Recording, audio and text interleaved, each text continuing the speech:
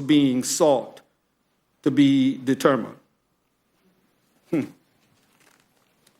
Let me urge President Trump to look around the world if he wants to talk about corruption, and have him answer for me why he cozies up to Russia and all roads lead to Russia when we all know how corrupt they are and what they have done not only in the previous election, but what they are doing even as we are in the run-up to this election. And yes, my county, my state, had 2 counties that hackers from Russia were successful. And he has the audacity to go out and say now they don't talk about Russia in the elections, they're talking about Ukraine. Why is it that the president, as the chairman has pointed out, cozies up to a dictator like Duterte in the Philippines? Why is he not looking right here in this hemisphere where we have not paid as much attention as we should? And I believe my colleague is going to address it, but I do need to raise Venezuela, and I haven't heard very much lately from him with reference to Venezuela. I haven't heard very much from him about El Salvador.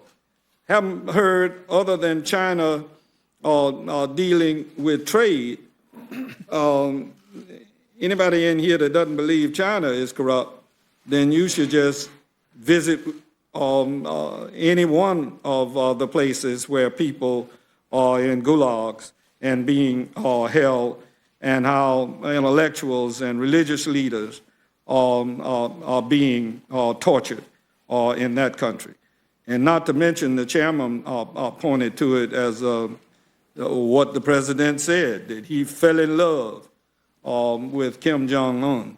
And Kim Jong-un is preparing missiles, and if successful, may one day be able to reach this country, and there's no reason to believe that he wouldn't.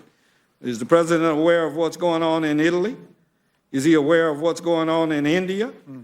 How about Iran? I haven't heard him say a mumbling word about what's happening in Iran. Is he aware of what's going on in Lebanon? Is he aware of the corruption that's being identified and how Chile is on the bubble? I just can't believe you people. And let me turn now to this and ask you all, and I already know the answer. Can anybody in here, particularly those of us on the Rules Committee, name any other president in the history of the United States that has asked a foreign government or its leaders to investigate an American citizen for political purposes? Can anybody in here identify any president that has done that? Seeing none, I'll proceed.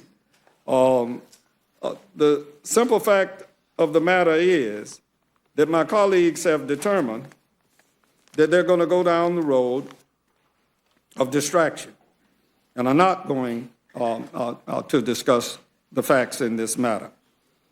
Let me tell you some of the people that you all should have heard from, and some would argue that we should wait until the courts, and I'm sure that the administration would fight all the way to keep Secretary Pompeo from testifying, John Bolton from testifying, Mick Mulvaney, Dan McGahn, Don McGahn, the man that the president told to go and fire the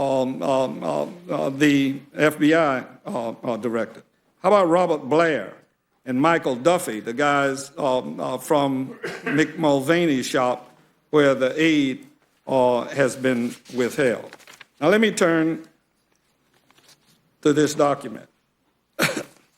First off, let me ask both of you whether you know if a full verbatim transcript exists of this July 25th call? Ms. Collins, do you know? I know that all the witnesses testified that this was clear and accurate transcript. Mr. Raskin, do you know whether a verbatim transcript exists? For the July 25 call? Yes. Well, that is not a verbatim transcript. Correct. That we have. That's a contemporaneous memorandum that was written by the White House.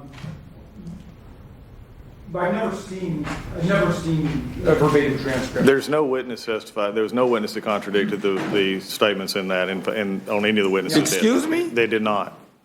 They said that the transcripts was accurate. Well, what about all of those people that testified before your committee that discussed matters that they thought were wrong that the president did? Wow, Mr. Hastings, I wish we'd have had all those people testify before my committee, but they didn't. Okay.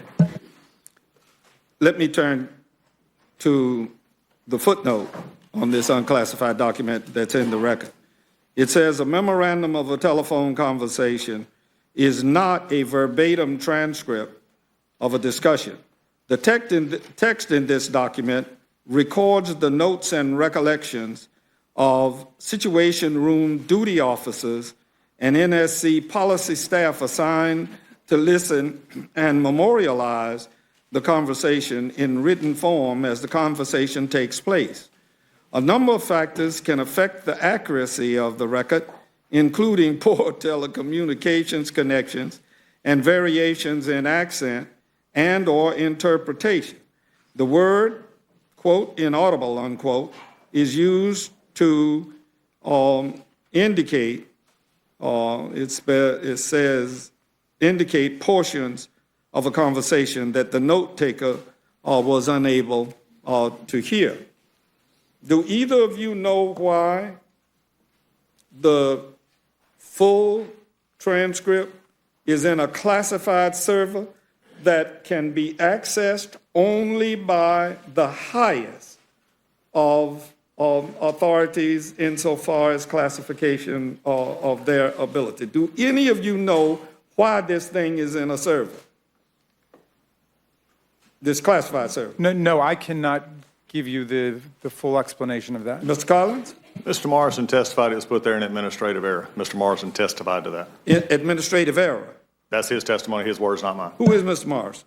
The gentleman who testified at committee, Mr. Tim, works at NSS. No.